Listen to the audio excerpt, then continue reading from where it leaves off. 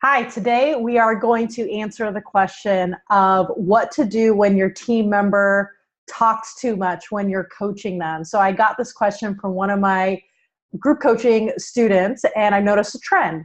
As our clients become better and better at listening and asking questions, their team members are talking and talking and talking. And so while we work with our clients who are leaders on their listening skills, some of the people are really, it takes a really, really long time.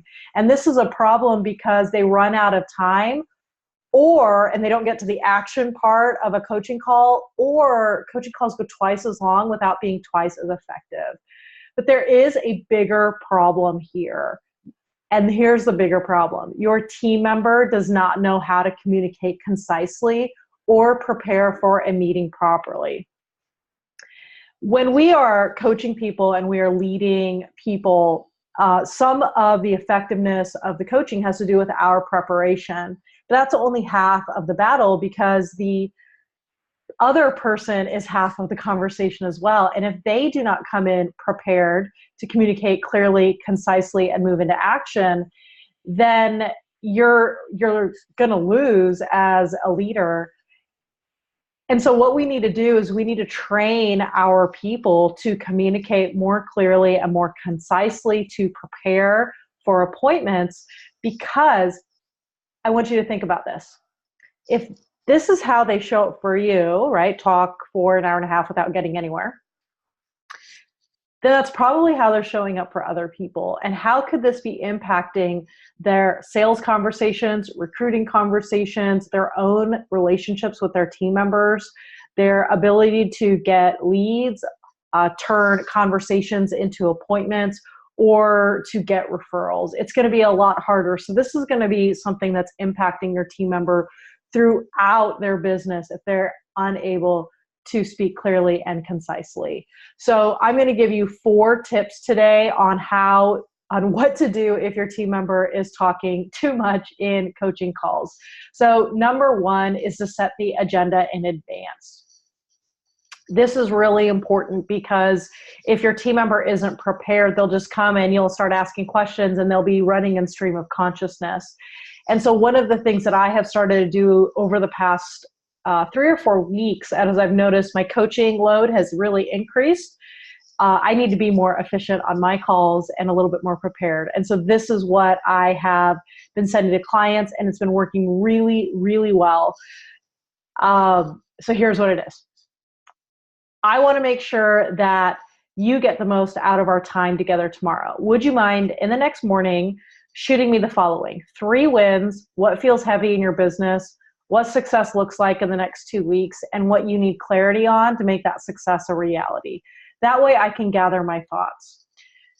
Now, please note in this verbiage that I didn't say, hey, make sure you come prepared to this meeting so we don't take forever. That's kind of mean.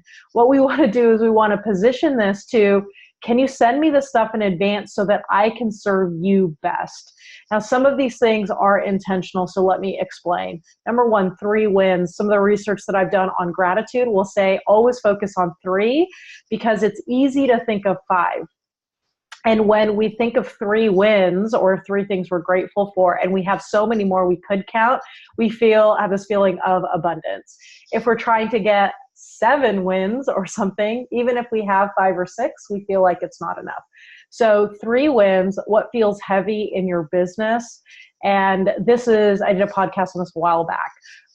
This is because I think that as leaders, sometimes we can help lighten the load. It's really, really easy. And then we want to help them think about what they need success on. But that last one is important. What do you need clarity on to make success a reality? That way, you know exactly what to focus on in that coaching call. You don't have to spend all your time in these other areas. So you're still able to recognize them. You're still able to learn about what is heavy and care about them. But we're really going to focus on this clarity piece so you have less ground to cover in your coaching calls. Number 2, be transparent about your intention. If you just all of a sudden change and they don't know why, that's going to be confusing to them. So here's what I recommend. I think it would be helpful if we moved a little faster in the beginning so we have more time to do the action plan. Do you also think that would be helpful? And they will say yes. Number 3, in group coaching, set timers. I did this recently in a mastermind that I'm doing, and here's the verbiage that I used. I want to make sure everyone has time to go and we have extra time for blank topic. So each person has blank minutes to share. Let's see how you all do. Ready, go. And I actually set the timer on my phone. We started with 7 minutes. We moved it to 5. We found that we really only needed 3, and it was kind of a race to see how quickly they could be done, which in group coaching, I think that that is something that is really, really helpful, because in group coaching, we cannot go into full story time unless you're being really intentional about what you're pulling out of the stories. And most people as coaches, they don't have the experience to do that, to keep that engaging for the rest of the group. So this makes timeliness fun instead of mean. And when you do it to everybody, when you give everyone in group coaching, so let's say there's 8 people there, you say, okay, everyone, you have 2 minutes, ready, go. And when you do it to everybody, then it doesn't single anyone out, doesn't make anyone feel bad. They all know if it buzzes someone, it's funnier, and then maybe they'll learn next time, or you can come back to them and give them another 2 minutes if they have extra time. Tip number 4 is set your calendar 1 to 2 days earlier. So I use Google Calendar, so you can set an alert a day earlier or 2 days earlier to remind you, hey, send them that same agenda.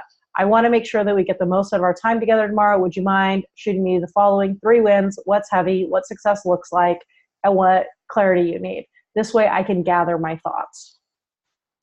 This will have them think about it. It'll give you a chance to think about it so that you can communicate more clearly and concisely. So boom, those are the 4 tips.